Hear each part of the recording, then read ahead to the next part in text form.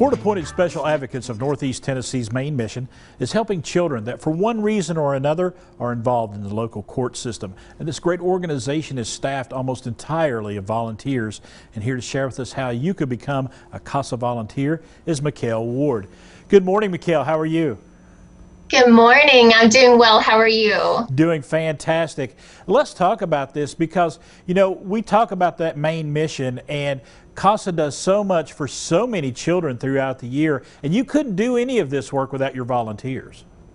Oh, absolutely not. I often say that I was blessed to fall into this position because I get to work with some of the most wonderful people that I've ever met that all volunteer their time and their heart to speak up for children who wouldn't have a voice without them.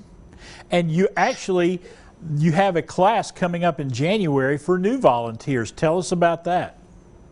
We do, and we're actually trying something different this time. We have a class starting January the 16th, and we're doing it in 2 Saturdays this time. Normally, our trainings are a little bit more intense than most volunteer trainings because there's a lot to learn before you step into this position. But usually our trainings are a little bit more restrictive scheduling-wise, and we have them 2 times a week, which can sometimes cause a problem with people who want to volunteer that just can't get off of work 2 days a week to train.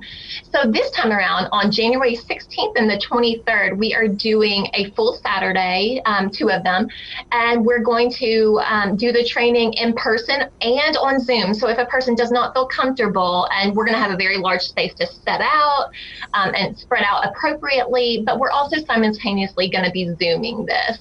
And we're going to prepare our new volunteers that way. And we're hoping this will open it up to people who have wanted to volunteer in the past and just haven't been able to get the time to train. And I think one of the drawbacks for folks that may want to volunteer is, are they going to get the training they need? They're not just going to be thrown to the wolves, so to speak here. They're going to find out exactly what they need to do to help these children.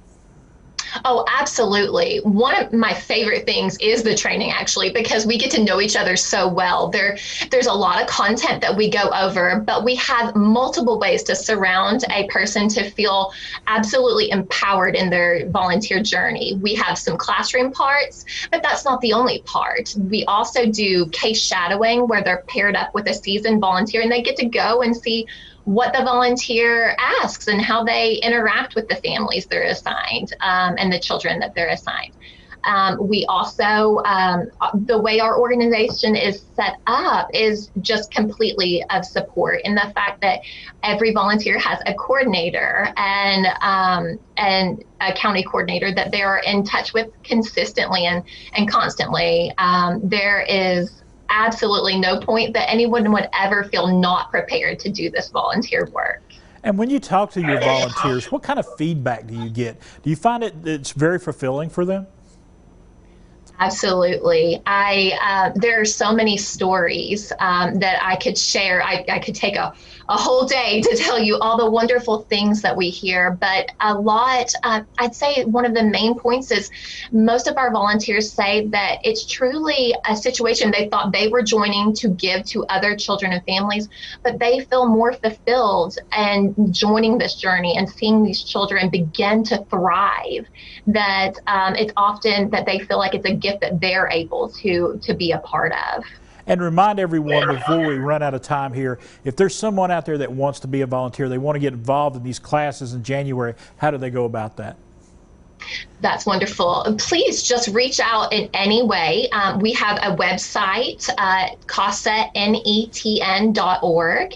We also have a very active Facebook page, and you can reach out to me through either of those methods or phone.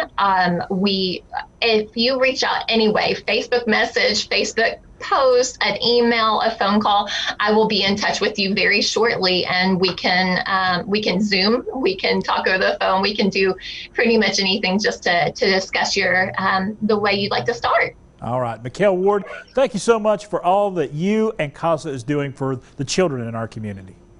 Thank you so much. All right, we got the information for you right there on the screen. There's their Facebook page. If you would like to get involved, please contact CASA today.